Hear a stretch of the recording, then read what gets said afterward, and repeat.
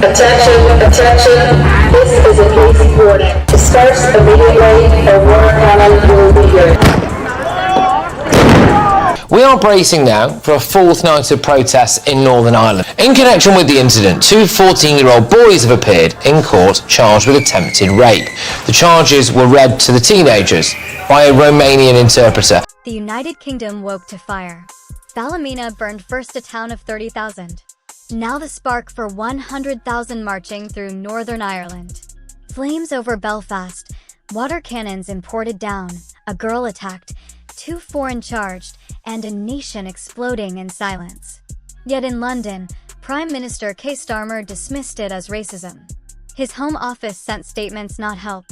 Westminster stayed dry while the North drowned in its own streets. From the alleys of Ballymena to the bridges of Derry, the message was one line long. We've lost our country and we're taking it back. In Westminster, the debate began. One member of Parliament rose to his feet demanding action, not excuses. This is a border security crisis, but it is also a public safety crisis, especially for women and girls. Many nationalities crossing, for example Afghans, commit up to 20 times more sex offences than average. Excuses.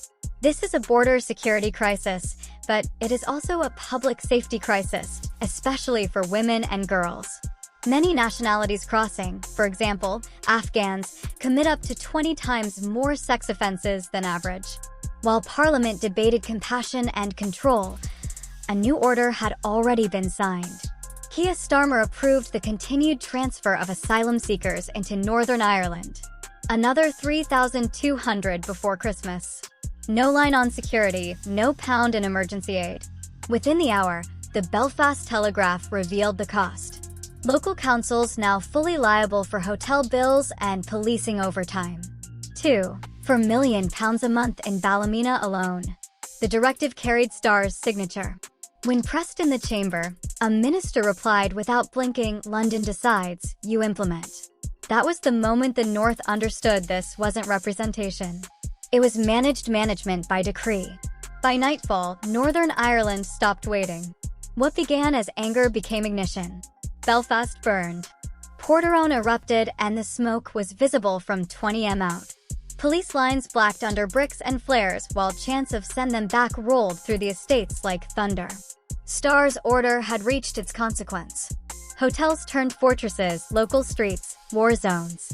In one night alone, 5 towns fell under emergency curfew. Over 300 arrests, 41 officers injured, and property damage topping £8 million. The Home Office called it contained disorder, but the people knew better. It was rebellion. A leaked police memo told the truth. We are outnumbered, outfunded, and out of trust. Officers refused to push further. Some laying down shields as mothers scream for their sons. One veteran in Belfast shouted into the camera, "We fought the IRA for this land. Now we fight our own government for it." That clip hit 10 million views before being deleted. At dawn, the fires dimmed, but not the fury. Burned cars, boarded hotels, and a silence that sounded like judgment. London's broadcast showed none of it. Just studio lights and scripted calm. In the North, people saw something different. They saw the moment the line snapped between ruler and ruled. And in the ashes of Ballymena and Porterone, a single truth rose with the smoke. Britain wasn't divided anymore. It was waking up. Inside number 10, there were no arguments, only instructions. By dawn, the Prime Minister's casualty report covered the entire region. 5 towns under curfew, total losses exceeding £12 million, and more than 100 officers injured. He didn't call a press conference. He called a blackout. Every department was ordered to stabilize the narrative. BBC editors received scripts pre-approved by the Home Office. The word riot was erased, replaced with local disorder influenced by misinformation. Police were told to file no images without clearance. Even the Met's encrypted channels were routed through London servers. One senior civil servant leaked a single line from the cabinet log. Public sentiment hostile strategic priority control perception. But outside Westminster, perception was already lost. Northern Ireland had become a mirror, showing Britain what it refused to see. Communities weren't divided by race anymore, but by truth and silence. At 10:45 a.m., the Prime Minister signed a confidential directive, Operation Northlight. It authorized mass content removal, warrantless arrests under public safety risk, and restricted media travel north of the border. To the public, nothing changed. Screens still glowed, anchors still smiled. But the news had gone hollow. Downing Street declared the crisis contained. It wasn't containment, it was concealment. And for the first time, the United Kingdom feared not the flames, but the light. It started with one file. At 2:17 a.m., a Cabinet Office document marked Operation Northlight Classified leaked online. Within hours, it burned across Britain. Inside were journalist watch lists, social media takedowns, orders for mass content suppression, and one line stamped in red. Authorized by the Prime Minister, the Home Office screamed fake. Metadata proved otherwise.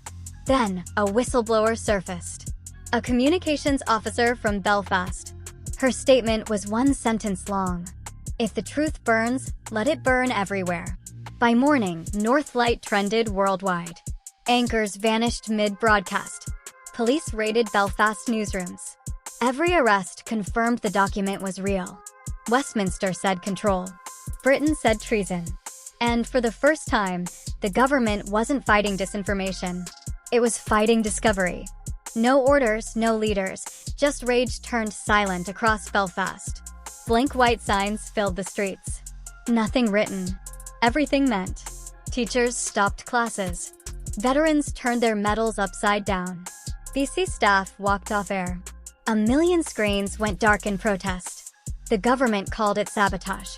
But the sabotage was theirs against the people who paid for truth. At noon, the first image broke through the censorship. A police officer removing his helmet, saluting the crowd. "We serve the people," he said, "not the protocol." That clip reached 48 million views before deletion. And 300 millions after re-uploads, no chants, no riots, just refusal. A nation unplugged itself from power. And power for the first time went dark. Parliament met behind armed gates. Half the bench is empty. The speaker's gavel echoed over silence outside the chant. Built like thunder. Resign answer. Now markets crashed. £6 billion erased in a day. The pound hit a decade low. Foreign embassies withdrew staff. Starmer appeared on camera. Pale cornered. Voice trembling. He called the leaks foreign interference. But Britain had already identified its enemy her, and it wasn't abroad. At 1742, the Home Secretary resigned. At 1803, defense followed. At 1900, the streets outside Westminster stood still, not shouting, just waiting. When the lights in number 10 went dark, no one cheered. Someone whispered, "London's lost the north." And for the first time, it felt true. They came at dawn. Thousands from every county walking north in silence. Veterans, miners, mothers, priests. No banners, no chants. Only flags folded in half. Symbols of loyalty betrayed. Police didn't stop them. Some joined.